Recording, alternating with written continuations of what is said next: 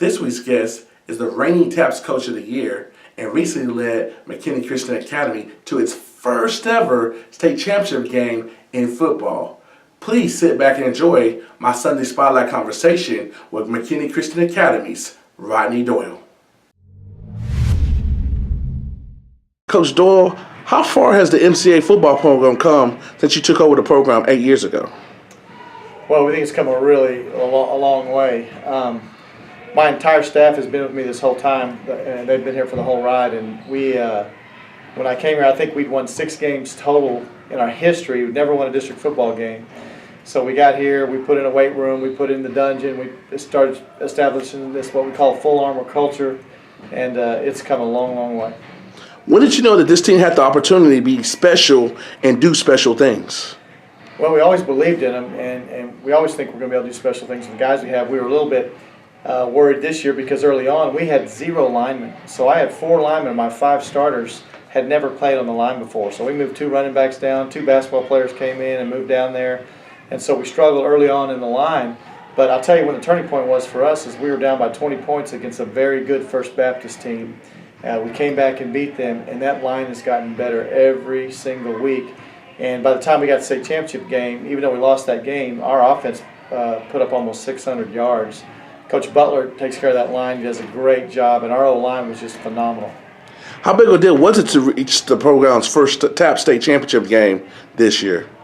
Oh, it's a huge deal. I mean, it's a buzz that goes up throughout the whole school, and it kind of reaffirms what we teach all along about how we're going to work and eat right and sleep right and sacrifice and love each other and spend time with the Lord every day and be mentally tougher than everybody and see that pay off. You know, we talk a lot about sowing and reaping here. So it meant a lot to our program. What do you have to do to build upon the momentum that y'all gained throughout the whole program as a whole? Well, we have to keep doing what's made us successful. We're always going to try to critique our performance and try to get better in the small things, but the basic overall philosophies has to stay the same. And for us, that's creating a culture that where we outwork everybody and do the right things. And our ADs and our staff, I know that's going to happen. We're going to stay consistent. What's the plan for transitioning into a bigger division and playing bigger teams next season and higher competition? Well, again, we have to keep doing what's made us successful so far. And on paper, I mean, we're competing against schools that are a lot bigger in terms of enrollment, a lot bigger in terms of number of athletes, a lot more money, better facilities, and all those things. And so on paper, you look at it, you're not going to give us much of a chance. But I'll tell you, we do what we do. We do our best. We let the Lord do the rest, and don't count us out. Describe the atmosphere surrounding MCA athletics as a whole, with record-setting seasons in volleyball and now football, going to state finals in both. Well, it's exciting. It's like I said, it's sowing and reaping. Our volleyball team and Miss Ackman did a great job this year. And if you come down this past summer, you'll see most of her best players down there, sweat pouring out of them in that dungeon, just like my football guys. Basketball, Carrie Bartu's done a great job of that program, and they're going to have a good year. Our Coach Brock and our girls basketball team are perennial state contenders. They've done the work. Our wrestling program is always one of the top programs in the state. We had 5 state champions last year, 3 returning. So athletics overall, the environment right now is really positive. Where do you see the MCA athletic program as a whole in 3 years from now?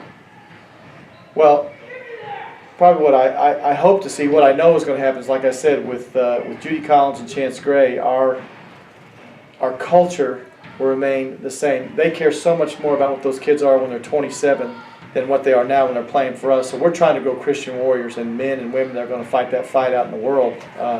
So I think we'll keep that. I hope to see us have a little bit better facilities. I hope that we attract the kind of kid, that a scholar athlete that wants to be a Christian warrior, wants to be someone that's has a circle of influence in this world and does some good things, that's tough-minded and wants to go and play maybe at the next level. So I hope we have more athletes like that. We have better facilities. But I think, in like you said, in 3 to 5 years, we'll be right back there fighting for district and state championships. One last question before I let you off the hot seat. What's the best thing about being one of the lead people that people look up to and respect of the MCA athletic program?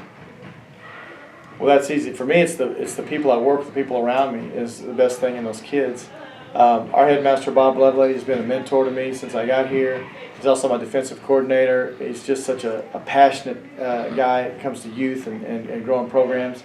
Our athletic directors, Collins and Gray, care so much about creating Christian warriors. It's fun to be around them. My entire coaching staff, I mean, I've got a bunch of dudes.